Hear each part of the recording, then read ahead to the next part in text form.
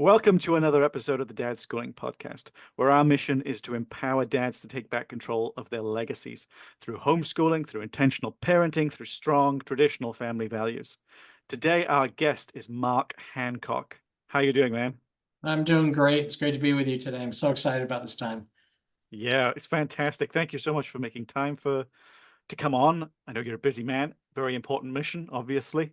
But I don't want to steal any thunder. So if you could introduce yourself, I'm sure you would do. I don't want to do you any discredit. Wow. Well, thanks. I'm husband to Michelle for 35 years, father to Luke and Logan. Luke got married about a little over a year ago. Logan got married about 10 days ago. So they're both Congratulations. married, both homeschooled all the way Oh, through. fantastic. Full ride academic scholarships, which in the United States means they got good enough grades that their college was free. We don't have free college here. You have to pay for it. So normally you save up for your boys. I saved up for my boys to have their tuition ready, and then they went and got free tuition. So I bought a boat, and I named it Intuition. So If that's not an incentive to be a fantastic father, yeah. Just real quick bio. I graduated from college, immediately opened an advertising agency, ran that for about 15 years. Crazy when I think about that life. It was immediately a national agency and a number of all in just, I think I'm 22, 23 years old. And I can't even remember that kid who did all that stuff. Came to Christ, had a radical conversion experience, came to Christ and went into ministry. I've been mental health counselor, marriage and family therapist. I traveled around the world for a number of years, putting together events on 5 continents. I've seen more, served the man who's seen more salvations, more people come to Christ than any man in the history of the world. I got to serve him for 5 years and own a number of businesses. And about 10 years ago, the Boy Scouts began to kind of lose their way here in the US. And so the idea of an organization that would restore some of the original values of Boy Scouts and then one up those was Trail Life, an unapologetically Christian, boy-focused organization. Now we've grown to almost 60,000 members. We're in all 50 states. We have 50 of those over here, 50 states. It's much more than the original 13 that we kind of took from y'all. But so we've grown pretty quickly and over 1,200, almost 1,200 churches across the United States. And I serve as the CEO of that amazing organization and with an incredible staff and great about 25, 30,000 volunteers across the country, making a difference every day in the lives of boys. Wow, fantastic. That's quite the opener. Quite the opener. And I'm a massive fan of Dad Schooling. Massive fan of Dad Schooling. I am massive fan of Trail Life USA. Just the mission you guys embody, the way about which you carry out your mission, as you said, not just restoring what was lost through Boy Scouts, now Scouting America, but going beyond that, going bigger and better than they ever were, filling the void that they've left and improving upon that void. Could you tell us more about the Trail Life USA mission? Sure. The formal mission is to raise a generation of courageous young men who honor God, lead with integrity, serve others, and experience outdoor adventure. And the way that we carry that out is something that's similar to what you've seen in other boys outdoors programs, with patrols and troops and uniforms and handbooks and a robust awards program and character and leadership, outdoor opportunity, camping, hiking, male-centric stuff, because we believe it takes godly men to make godly boys. And we use the outdoors. We use the context of the outdoors. And as I said earlier, we're Christ-centered, which means that we're not just an outdoor organization having a Christian experience. We're at our core a ministry, a Christian ministry that uses the outdoors to grow boys into godly men. If there was a better way of doing it, I would be doing that. But we've discovered this magic of this male-centric outdoor program and how it turns boys into godly men when done correctly. And the second thing is we're boy-focused. We believe that boys and girls are different and that they need environments, opportunities, structure, emphasis on their God-ordained and created strengths and counting for their weaknesses. We don't believe that boys are defective girls. We believe that boys are their own beautiful, marvelous creation. That's different than girls, not any more valuable. It's not a value statement. It's a statement saying they're different. Girls are amazing creatures, and so are boys. And we've tended to gotten away from that and lost the wonder, the marvel, the beauty, and the risk, the competition, the adventure, the wildness that is part of what's needed for boys to experience so that they can become winning and focused men. Yeah, I always tell people, I've said it a couple of times on social media, but those who ever think boys and girls are the same have never had to homeschool a boy and a girl. Because I have a daughter and a son, and they are vastly different, vastly different. And Good for you. the way in which they learn, and it's it's a learning curve for us as well. Having my daughter who's, she'll sit there and if you leave her to her own devices, she'll just read all day. It's Yeah. fantastic. It's fantastic. And she'll read it from a book from cover to cover, and you'll quiz her and she's just absorbed it all. My boy is entirely different. Yeah. Yeah. And beautiful they are for it. different. They are different. Their eyes are different. Their ears are different. Their brains are different. Developmentally, they're different. Every legitimate science points to them being different. It's not a social construct. They don't come out of the womb and you tell them you're going to be a reader and you're not. That comes as part and parcel of the product. And now we do reinforce those things. There is social construct where they are hopefully, we did this more in the past, but hopefully you're affirming and building upon those strengths. What's happening today is we're discounting those strengths and causing such confusion amongst boys and girls that they don't know who they are. We have Supreme Court nominees over here who cannot answer the question, what is a woman? So this is a grown-up. And so you don't imagine the environment that our boys and girls being raised in, the kind of questions that they have in terms of identity and purpose and who am I, what am I here for? All those things are challenging questions for adults, much less some little person trying to find their way in the world. Absolutely. And this circles back to the whole importance of boy-only spaces, right? And the importance, and one thing you brought up, which I think is from my experience, having two children, is a rarity, is having men lead those spaces. It's having men lead any spaces at the moment, particularly when it comes to children. We know elementary school or primary school here in the UK, predominantly women teachers.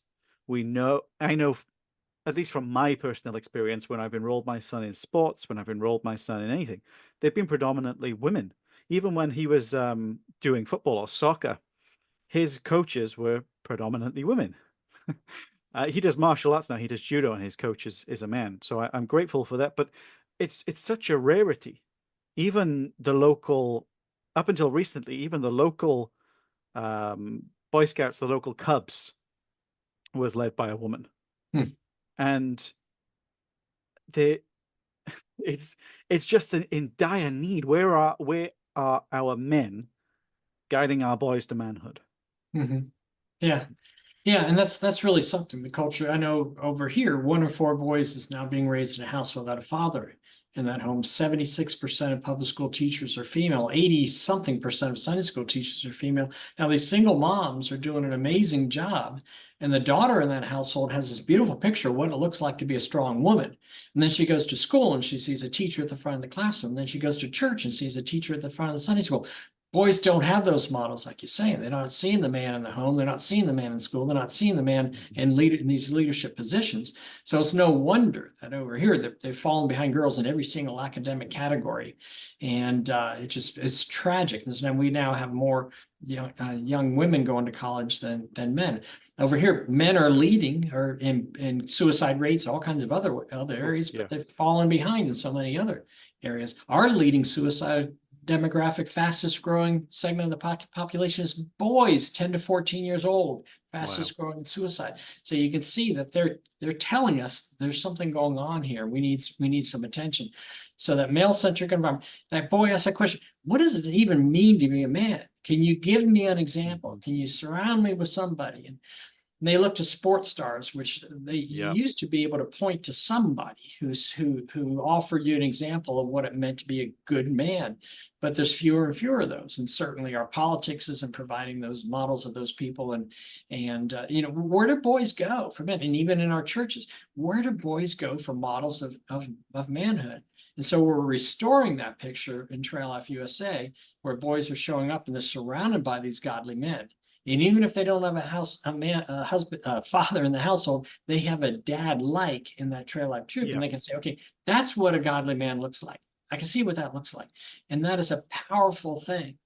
You know, you can't teach that. Yeah. You have to show that. You have to model that. And Mhm. you're not even aware of when that's being modeled. There are boys who are watching you as a father who is engaged in the lives of his kids, who are saying, that's a real dad. And you're not sitting down and teaching that. You're not providing them a curriculum for that.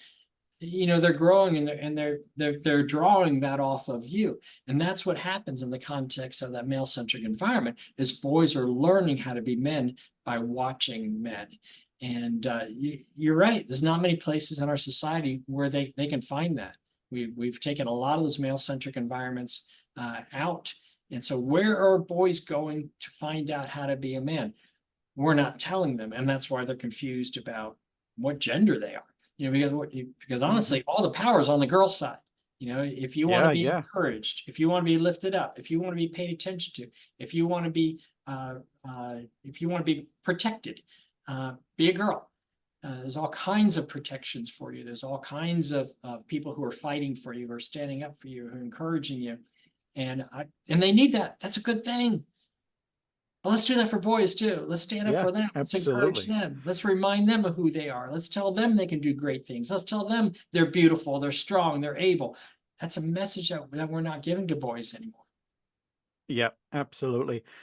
Our boys don't want to grow up to be women. So Mhm. when they're exposed to all these, you know, a very dominating female environment, uh, school, Sunday school, elsewhere within the environment, and very little male influence, you know, they're lost. They Mhm. have no, we are the map by which our boys follow the path to manhood. Yeah, And without us, they just become absolutely lost. And I fundamentally believe that it is a very significant contributor to the suicide rates we're seeing, to sure. male unhappiness, to the mental health crisis we have in men. You know, it's the suicide rates are staggeringly different, Yeah, like alarming. Like in any other situation, this would be a national crisis. yeah, But the fact that we devalue men so much in our society, it's just accepted as a statistic. yeah, When really our boys and our men are crying out for something.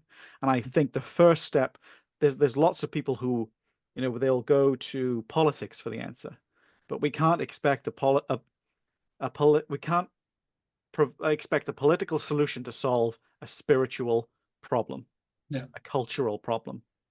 It's it's not going to work. We need to take it upon ourselves as men to take back control of our legacies, as yeah, I say, yeah, to get out there in the forefront, to realize that the only way it will get better for our boys is if we make it better for them. yeah. Well, folks that are in the space that you and I are recognizing this and talking about it, it's a difficult thing. It's a delicate matter because men are already being shamed wherever they go. So how do we encourage men on what to do without shaming them? You know, if our message is, hey, men, you got to stand up, you got to step up, you got to take your role, we're just shaming them like everybody else is. And that's why the stance that we're taking is we're reminding men of who they are. Mm-hmm. So remember, you know, men listen to this podcast. You are still the most powerful, vital, influential voice in the life, particularly of your son. You still are. It's incredible competition for the heart of your son. Everybody wants it. Dark forces want the heart of your Oh son, yeah, but you still have the most powerful, influential voice. Do not cede that space. You may not be perfect. You may not be the man who lifts weights and has tattoos and is tough and can do everything. But listen, you've got the most influential voice in the key to the heart of your children, and use that. use that. Don't cede that space. It's so hard because everywhere we go, we're being told how ineffective we are, and the evidence would point to that. Saying, we're weak. We're not standing up. We're not taking our place. Where are the dads? Where are the men? Where are this? We hear that over and over again, and we take that hit after hit after hit on what a horrible job we're doing. But I'm reminding men. We want to remind men of who it is that they are. Mhm. What is it God created them to be? Breathed his own life into us and said, this is who you are. I've created you, this special being. Male and female, I've created them. It's Christ in you, the hope of glory. There is somebody in there, man, and you've got the authority, the influence, the stance to speak into the heart of your son. So remember, you've got that. And so it's real difficult to walk that line, because I don't Yeah. want to shame men. They're being shamed enough. We can't, everywhere we go, we're being shamed. I just finished a podcast with Heidi St. John, who's just a giant in the homeschooling world and speaking. Amazing person. You need to have her as a guest. She's incredible. And she said that she was at the post office, and she was walking out. There's a woman ahead of her, and a man opened up the door for her because she was carrying packages. Yeah. And this woman just obliterated this man for having the gall to open the door for her, as if she was weak and couldn't do it herself. He's like, "You're holding boxes. What am I? Who am I?" Just shaming him for just doing the kind thing. And it's so difficult. People don't recognize how hard it is to be a man with convictions and with passion about something in this culture. Because when we begin to speak our passion, I can even feel it in me now. Some people say, "Gosh, why are you so angry?" I'm not angry. I'm not angry at all. I'm passionate. I want to bring men along to awaken them to who it is that God's called them to be, and the power that they have, the influence that they have. You can do more than just shield your son from this rising tide. You can raise him to a man that he's going to turn back the tide itself. You've got that in you. Just remember Absolutely. what we have in us. Man, you got me on a soapbox. I'll stop. No, I've said it a few times. I'm guilty of, I can be guilty of the shame thing. I can, right? Because sometimes you can get carried away and frustrated, and you can vent. But I've said it a number of times. It can be fun in the moment to mock, to shame, you can get a kick out of it. But ultimately, we're never going to change the world by shaming men. We're only ever going to change the world through love. We're only ever going to change the world through empowering them. And I fully believe even all men, no matter what state you're in, no matter what situation you find you're in, there is a fire inside all men. Society does its best to dampen it out, to snuff it. It really does. And you find typically our bodies will go one of two ways. And I went the first way, which is that fire dies down to an ember. And that's what happened to me. And the ember, it can't keep anyone warm. It's not safe. It's not viable. It's not useful. Everything around it suffers because of it. And the other end of the spectrum is it just explodes into this raging wildfire and consumes everything around it and nearby. And that's very obviously dangerous. But it's our jobs as dads. There's a fire in us, but there's a fire inside our boys.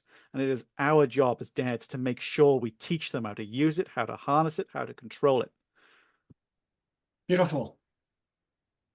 You're absolutely right. I just want to applaud you. No, thank you.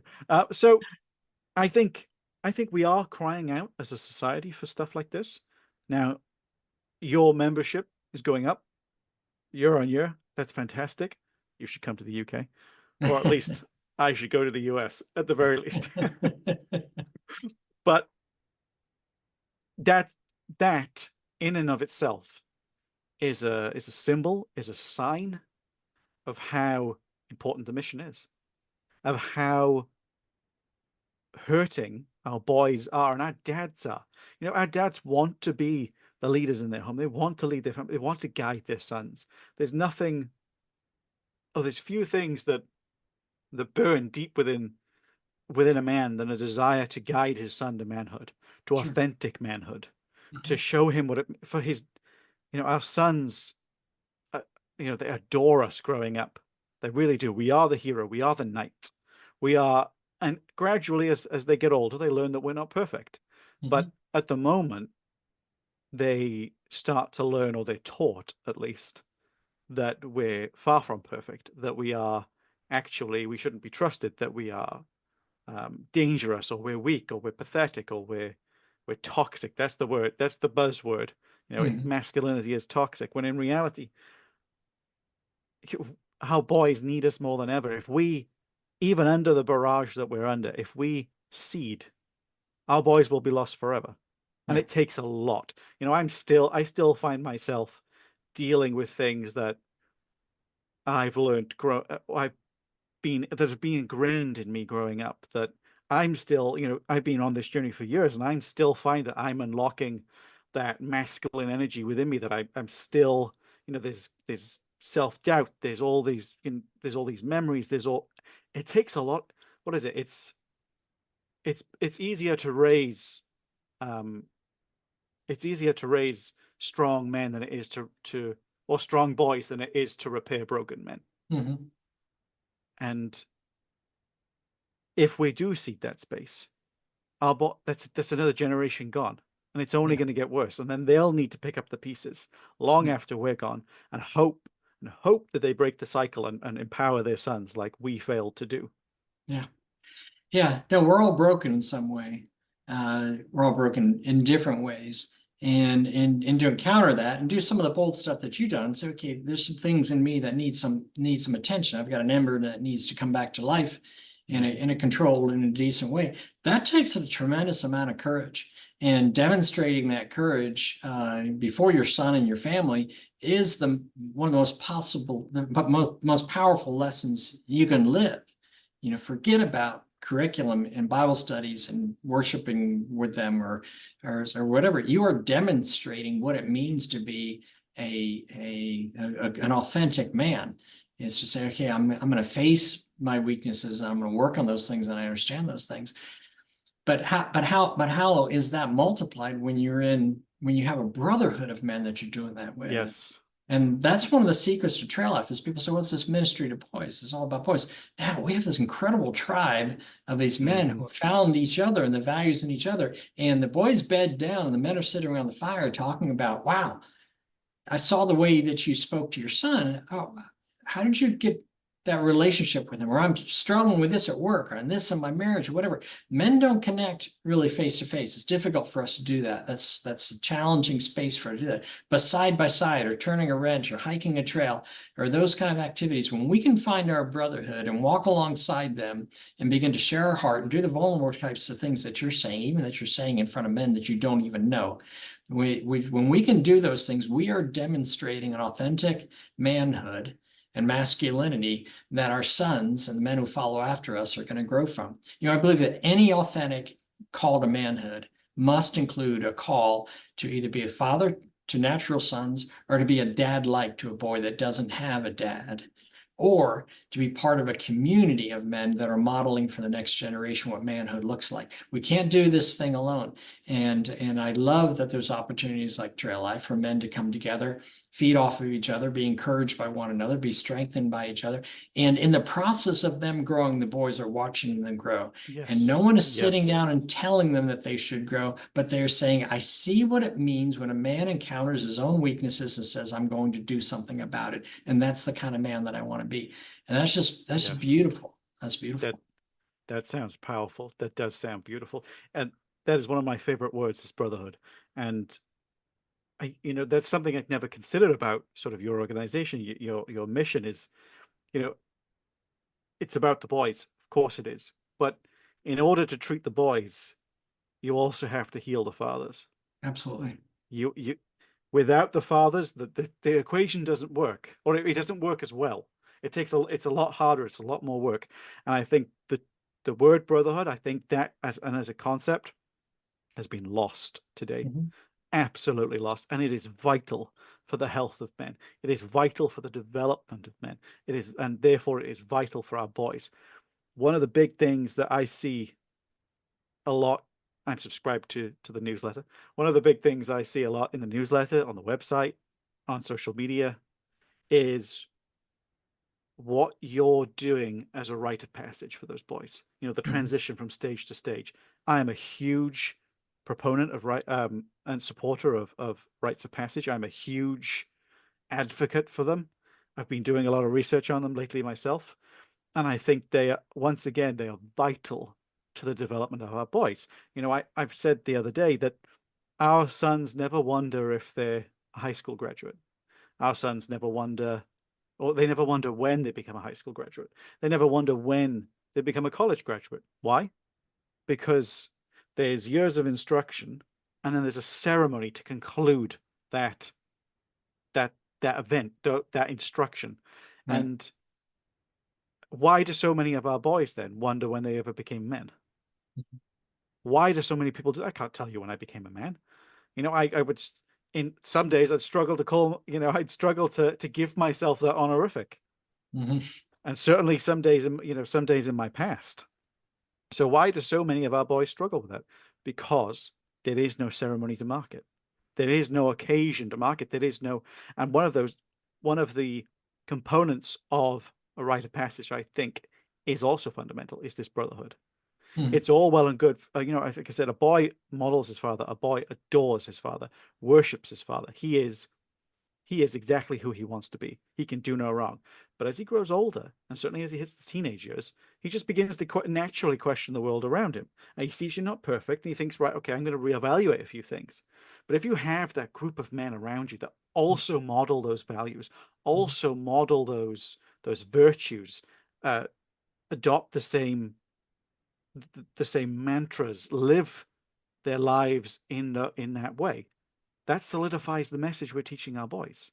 You know, It really does. dads can't do it on their own. Mhm. I can't tell you how many men who have come to me and said, I've told my son for years, such and such.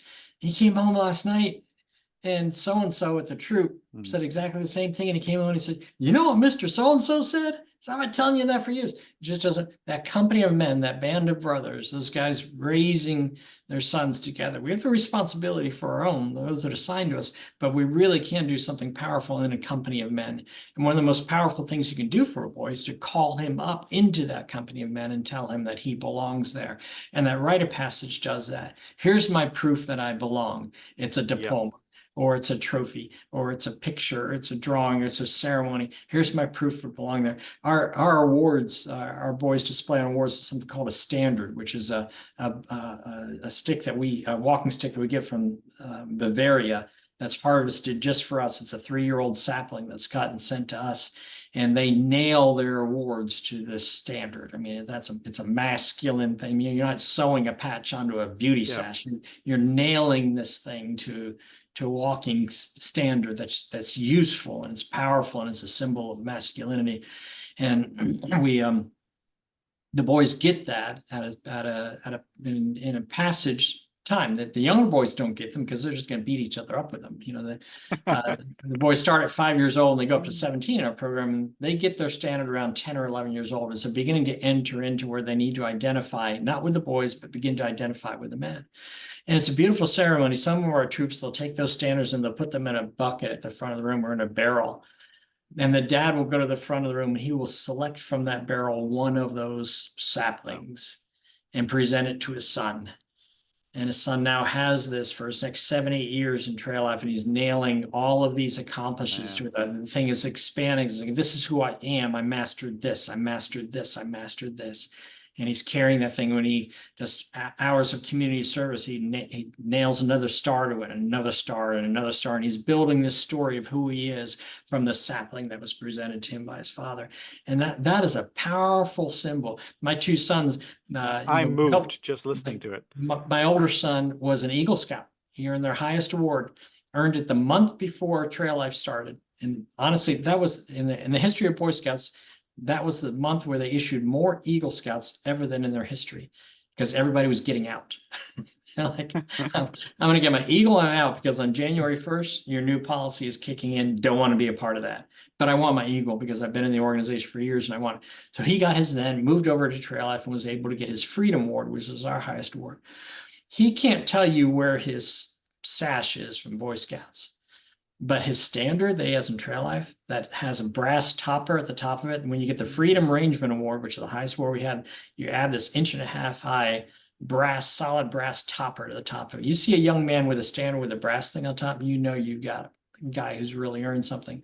That is in his Wow. house, in his home, in a prominent position. Now he's married and living in his own home. It's in a prominent place in his household Mm. because the meaning that went along with that, and that powerful rite of passage that was accomplished, and what he did to earn that, we can point to, remind himself who it is, because identity is huge for boys. So Yeah. much is built on identity. Behavior comes from identity. You behave based on who it is that you believe that you are. If you identify with a group that has good values, you're going to behave out of those values. Your behavior is going to be different than if you identify with a group that doesn't have good values. And so he can point to that thing that reminds him of who that he is, and he behaves because that identity is clear for him. And that's what, you're exactly right. That's what Rites of Passage do. It says to that boy, this is who you are. Yes. You're part of this team. Gangs do it. Gangs do an amazing job of it. Yeah. There's 3 question boys are always asking: who's in charge, who's with me, and what is our mission? And when we can answer those questions, we have the hearts of those boys. And gangs answer those questions really well, which is why they have such a high degree of participation, commitment. Boys will die for that gang. Yeah. I don't think they won't necessarily die for their Sunday school group, but they will die for that gang because they speak so clearly as to who's in charge, Yeah. who's with me, what's a brotherhood, and what is our mission. And we use that in Trail Life. Who's in charge? We have a hierarchical structure in the troops. They know who they're reporting to. They know what their role is. They know what the responsibility is. Who's in charge? They know. Who's with me? So we have a patrol. They name themselves. They have a uniform that matches. They have a flag. They have things that they have a call broken down into smaller groups of 6 to 8 boys. They know who they're a part of. And what's our mission? We give them a clear mission, whether it's earning an award or hiking a mountain or crossing a stream or building something. When you get those 3 lined up, those 3 things lined up, you're creating an identity for that boy that he acts out of. So he doesn't act out in that patrol because our patrol does not act that way. And that identity carries over to his behavior. So when we look at boys who are misbehaving, it's because they've got their identity mixed up. They think they're a boy. They think they're a part of the group of boys that misbehave. We need to enroll them in the group of boys that behave and say, this is where you belong. Here's proof. Here's a standard. Here's a stick. Here's a diploma. Here's a certificate. Here's a hat. Here's a uniform. This is who you are, and this is how we behave. So you don't fix behavior problems by telling a boy he's bad. You fix a behavior problem by finding the place that he fits and encouraging him and helping him to identify himself with that group so he doesn't act any different. Because if he acts different, he's no longer part of the group. And the last thing in the world a boy wants to be is alone. He wants to identify with something bigger than he is, a team, a club, a gang, whatever it is. He's got to find that thing, and then he becomes that thing, and all of his behavior and his character and everything else comes out of that. So the rite of passage that declares a boy to be a certain thing guides him in so many areas of his life. You're spot on about that. And the powerful component that you've touched on there is the boys earn it. They earn the completion of their rite of passage. They earn the transition to the next stage. It's not given to them. It's not handed out to them. That is something they have accomplished. They've earned it. And that is a huge component of, I think, masculinity as a whole. The desire to earn your place, to earn where you are, to earn your success, rather than it just being handed to you. I mean, that's the difference between boys and men. Boys are given things. They are. As parents, we give them stuff. As society, we give them stuff. But men have to earn it. And that's the huge distinction. And that's such a vital component of guiding them on that path to authentic manhood, is that component of earning something. They don't just become a man when they turn 18. It doesn't just happen. It's not something that will happen just because they've been born for 18 years. That's not, no, you have to earn that place. You have to earn your place in the next. And there's nothing that brings boys more comfort than knowing they've earned where they are. They've earned the identity that they have. No, they don't. And honestly, they don't want to be given things. They don't want a participation trophy. They run around on that football field and sweating and do all the work. And then they go to the sidelines and everybody gets the same trophy. Next time, they're not going to try so hard. I get that. that kid sat there the whole time. He didn't do anything. He gets the same size trophy I do. That's so demoralizing for a boy, to not be recognized for the work that he's done, that they just stop doing the work. And that's why we're raising this generation that's struggling Yes. with what it means to be a man. You know, they go to work and they say, why don't I get a participation check at the end of the week? No, you don't. This isn't, you had to do something to get paid here. And he runs home. In the US, we have more young men living at home than since the 1960, when we started counting it in the census. Because this whole failure to launch we talk Yeah. about here is boys who get out in the real world and they discover, wait a minute, everybody doesn't get a trophy. I don't get it. Yeah. And I showed up. I was here. You should be thankful that I showed up. And so it's tragic the way that we've taken risk and competition. We've Yes.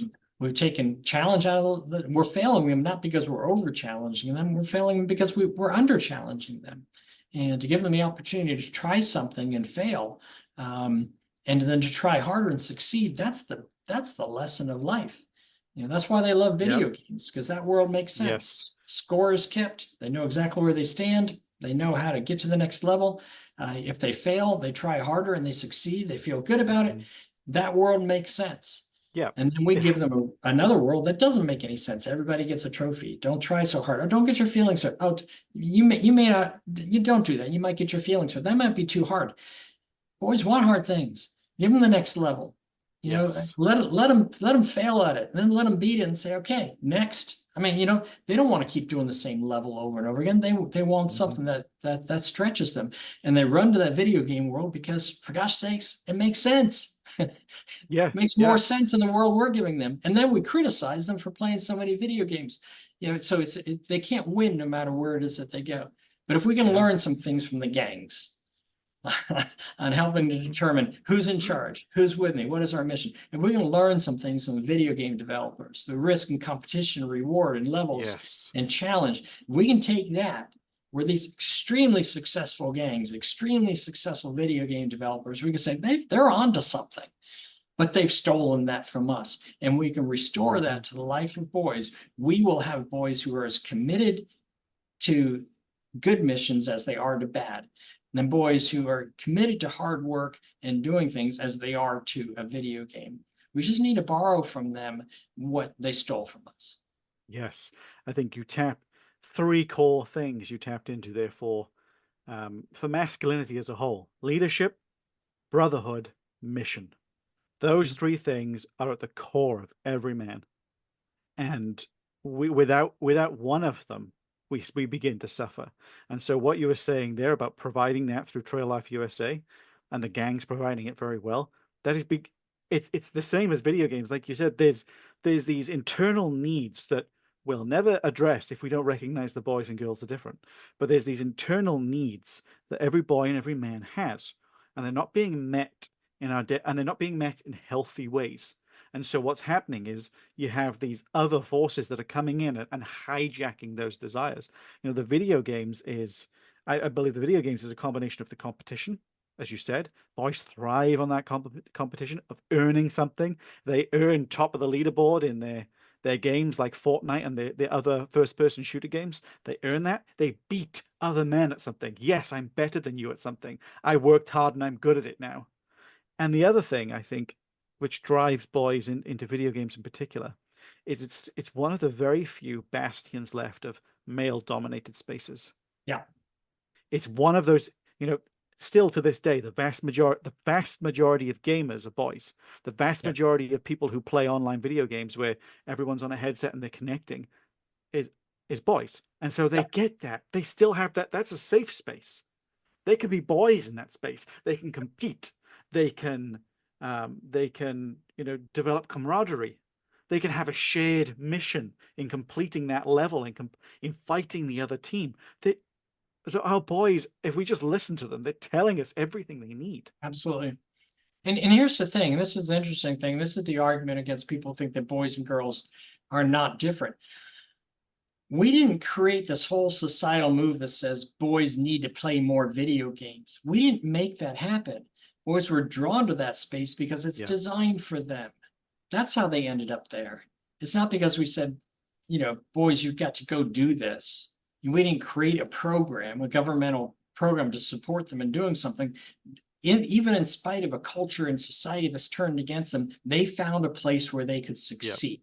They find a place where they could work hard, put some effort into something, lose, succeed, compare, risk, compete. They found that space.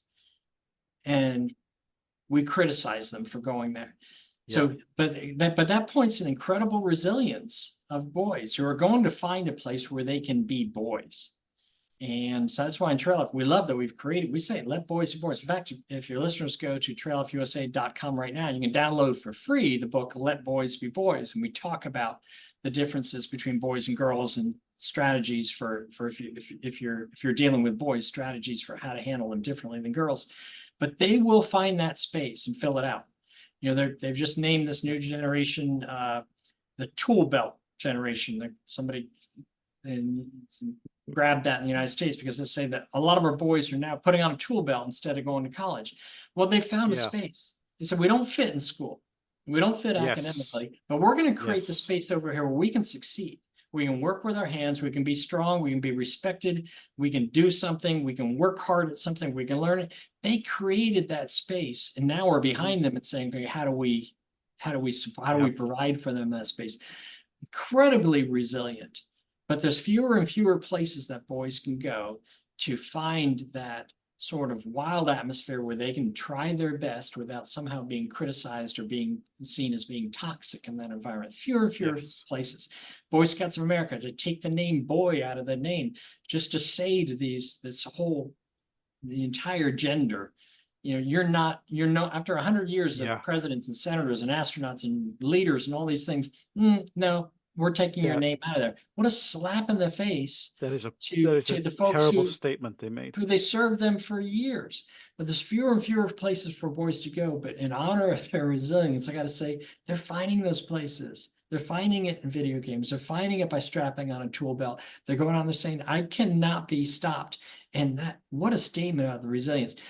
I don't know how much more energy we have left to keep creating these spaces where boys can be boys, or I don't know how much energy they have left to find and create these spaces. I think every generation is harder because you learn, it takes strong men to build strong men. So every generation we're watering that down more and more, but there is still something in the heart of a man and the heart of a boy that says, I will find my place where I can be me, where I can be masculine and strong and do hard things and fail and succeed and take some risks. Some are a little bit dumb. Boys do not believe that there is a tree that should not be climbed. That's just part of that. That's just part of their thing. I had a homeschool mom that I spoke in a workshop, and I made that statement. She started laughing. I said, "Man, what are you laughing at?" She said, "I hope this is okay for your show."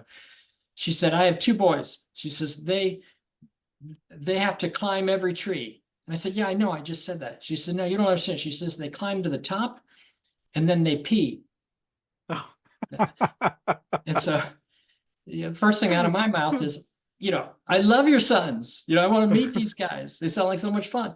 And get an umbrella. You'll be okay. But, it just, she says, "My daughter has no interest in that." I said, "Isn't that amazing that those boys found the highest place that they could go to and declare to the world, I am not my sister," And that's the incredible resilience that's behind Boyhood. If we will just nurture it, pay attention to it, and not call it toxic, it's them saying, I'm different, and that's really okay.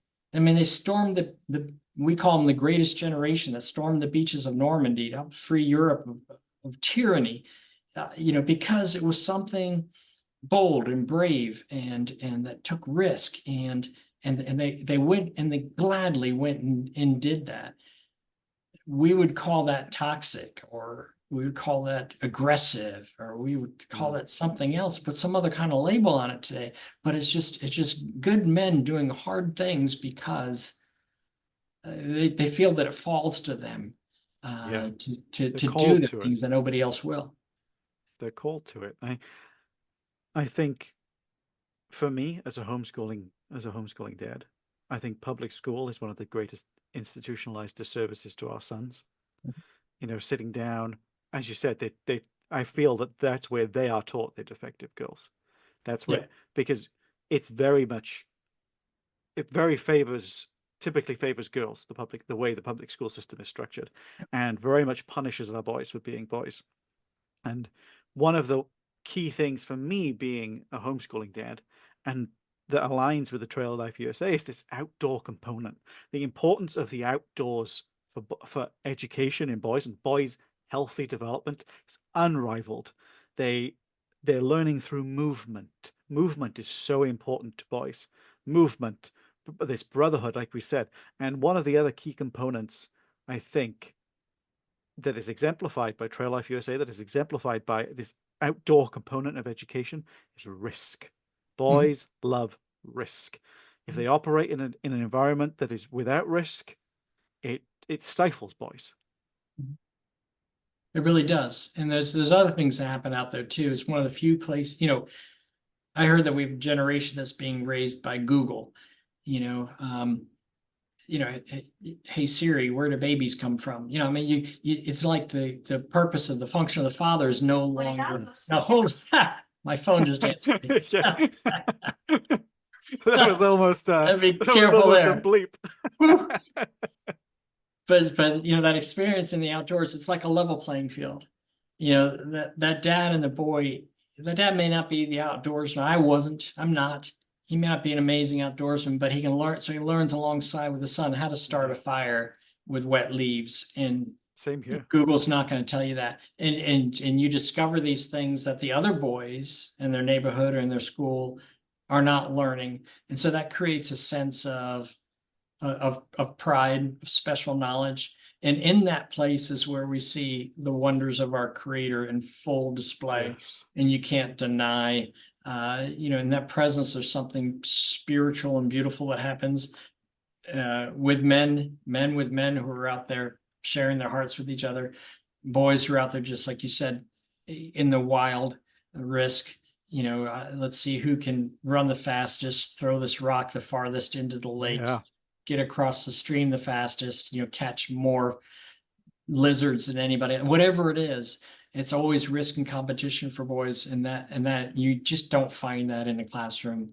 Sit still, be quiet, pay attention, like Susie is. And so that outdoors is incredible. And it's not just the education part. I know that you have a real appreciation for education, and that's true. I do too. Like I said, I had two sons, going through college, academics got them there. But it's that experience of being there in that company of men in an environment that's unlike this sterile one where they don't fit, that really lets them stand taller, strengthens their spine, gives them a sense of who it is that they are. And it's not a place that they go with mom. That's where they go with dad and boys and other men. And that's one of those, like we're talking about, last remaining spots where they can go and just be boys. It's wild, it's free, just like our boys are. Yep. And it's that, it's that saying where, if your boy is bouncing off the walls, then take away the walls. I like that. I like that. It's not the boy's problem, it's the wall's problem. I'm gonna steal just that. Being who he is. Yeah, I'm gonna steal that one. That's fantastic. No, it's such a core component of who they are. And my son, if I let him, he will just spend all day outdoors. And Sure. I live in Wales in the UK, and so it rains a lot here. So, and one of the beauties of homeschooling is, as soon as we get the nice weather, my son is out, and a little bit of rain doesn't phase us. We have to have some resilience living in Wales and being a homeschooling family. But we had the wettest winter on record this year, and it was just perpetual. But as soon as the sun came out, as soon as the rain was stopped, my son is out there. He's climbing trees. He's down the stream. He's trying to catch these little freshwater shrimp that he's bringing back. And then guess what? my son and my daughter, they did a whole presentation on research they've done on these shrimp that they caught.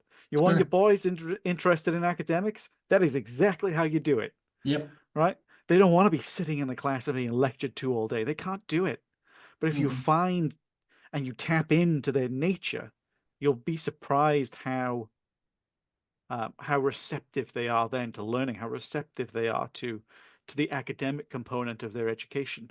Yeah. But we just fall short on that one side and expect them to go against their very nature, Yeah. and in order to be good, in order to be obedient. Yeah. And we don't know why it surprises us, because it shouldn't. It just makes sense that they're going to learn better in that space. We shouldn't be surprised that they're learning better, particularly boys. When you Yes. look at their video games, you look at the sports programs, there's so much going on that screen at the same time. I tried to play some video games with my sons. I couldn't keep up with all this stuff. I'm like, how do you know where that? Well, that's up over here. And all this stuff going on at the same time. I'm like, wow. And then watching sports with them, and there's things going across the bottom of the screen. You got the score, you got the statistics over here, you got what's coming on next over here. You have your fantasy line running across here, all stuff going on the screen, and they're taking all this in at once. Then we sit them in a classroom with one person talking to them, say, succeed here. And we expect them not to get bored. They have been raised in an environment where there are multiple channels coming up at the same time. And then we ask them to Yes. sit still, be quiet, pay attention to one voice. And that's just, they don't do that well. So of course they're distracted. And so of course, well, we have to medicate them. They can't pay attention. Yeah. No, you're just kind of boring from the world that they live in. So we tell our troop members, if the room that you're meeting in looks like a classroom or looks like a Sunday school classroom, you've already lost them. As they Yeah. walk in that room, this is a place I don't fit. Oh no, I'm gonna have to sit there and listen to somebody. So Yeah. push the chairs up against the wall, throw a bunch of Lego fidgety kind of stuff on the floor. Let the boys get down there and play with that stuff while you're talking to them about knot tying, or how to avoid a thunderstorm, or how to secure this, or how to take care of that, or whatever value or whatever you're teaching in there. Let them do all that stuff, and they'll fiddle and they're fidget and they look like they're not paying attention, but they are taking it all in. We were Mm-hmm. driving in the car in my with my two sons, and I forget what ages where they were. They were little, and all of a sudden, out of nowhere, the younger said his alphabet, and we turned around and said, "Where'd you learn that?" He said, "Well, I was listening while you taught him." It's just, Yeah. he wasn't. It wasn't like sit down. We are going to teach you the alphabet. He just Yes. caught it in the process of playing with something, or standing on his head, or hanging off the back of the sofa, whatever he was doing. He's constantly scanning his environment for stuff that's interesting to him. But if we had sat him down and said, okay, lesson time, it shuts him down. Yep. Yep. You're turning my brain off. And so when you walk past the classroom and you look at the kids at those desks, and a teacher is lecturing them, all of them, their brains are turned off. It's like they're just elsewhere. If they can be on their phones, somehow secretly they're on their phones because they need Yep. something else going on. They just do not do well in that environment. It's a horrible No. environment, And particularly for boys. And and that's why they're turning their brains off. yeah, and as I said, but before we hit record, I volunteer at my local. It's called Beavers, which is 6 to 8, the 6 to 8 equivalent of Scouts, and I volunteer there. And that point you just made about speaking to your troop leaders, and if they're going into a building and they're taking their session in a building that looks like a classroom, you've lost it. I've seen that happen firsthand, because that's what our hall looks like, our scout hall. And I think to myself, because I don't run the sessions, I'm purely there to volunteer, and if I'm honest, I'm purely there to oversee what goes on with my son being part of it. Sure. um, but I think to myself, what to how it's operated. What are you doing? These boys have just spent all day in a classroom, Yeah. all day in a classroom, and you're going to expect them to sit down again at another table and do this thing and do this, and and color some flags in. That's not what Breaks my heart. can you blame them for how they're acting now? They've just spent all day doing that. They don't want to do this. Can you, you know, oh, they're rowdy, they're getting out of hand. Yeah, because they're now trapped in another building again. Yeah. If we just open the doors and take them outside, you know, they are two totally different boys as to when they're trapped in that hole and doing something at a table and chairs than when we go outside on a walk and we go through like the local woods Sure. and we try to identify plants or animals or find certain colors in nature. And then they stick with us and they stick in their little lodges within the troop, and they don't deviate. None of them misbehave. None of them run off Mhm. because they're where they want to be, Yeah. because they're being engaged, because they feel heard. And that's what they were promised. That's what they were told. We're gonna Yeah, go join. We're gonna be a part of this thing where we're gonna do outdoors things, and then bring them inside and sit them in the classroom. It's like, wait, I yeah, didn't sign up. I didn't sign up for this. I've got plenty of this. yeah. Yeah. Man, it's a dire situation, and I'm very grateful. Even though there's no Trail Life USA, in the UK, obviously given the name, but I'm grateful just purely for the content you guys put out, just purely for the website, purely for the ebooks, purely for the newsletter, the web, the webinars, the just the content you guys put out, because then let me be a testament to its effectiveness then. Although the troops or all the troops are based in the US, your message is reaching across the Atlantic. It is inspiring men like myself to be better fathers and to be more present with their sons and to try and raise better sons, to try and raise sons who are heard, who are felt, who are treated with dignity and respect, and encouraged in their masculine pursuits, and encouraged to be them and not to be his sister. Yeah. Thank you for saying that. That's encouraging. Thank Yeah, you. it's you're very welcome. And I think a beautiful note to end the conversation on, Mark. Is there anything you wanted to, is there any line you wanted to draw in the sand? Is it a message you wanted to send out to listeners? Yeah, I would just encourage your listeners to stay in touch with us either through social media or get in our email list or whatever, because who knows what the future holds. We're launching an initiative called Fathers and Families that takes all the messages and power and curriculum training and stuff and aims it straight at fathers and families, and that's not going to be restricted by geographic lines. So There you these go. same things will be delivering elsewhere. It's difficult for us to deal with the international issues around an Of organization course. that has the religious foundation that we have to have Yeah, yeah. guaranteed, and also the child safety protections that we can provide here. We can't get everywhere. So those things make our conventional work difficult, but fathers and families is crosses all those borders. Well, look, you'll just have to tell me the quickest and easiest way to emigrate to the US then.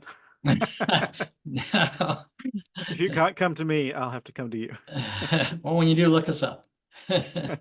You've got a friend here. Thank you so much for coming on, Mark. This has been a fantastic conversation. This has ignited the fire in me, right? Just sharing these thoughts, just having this conversation. And thank you everyone who's going to tune in. Thank you everyone who's listening on Spotify or watching on YouTube. It means a lot. It's very humbling, and I'm so grateful to be able to share Mark and Trail Life USA's message with you. Thank you all.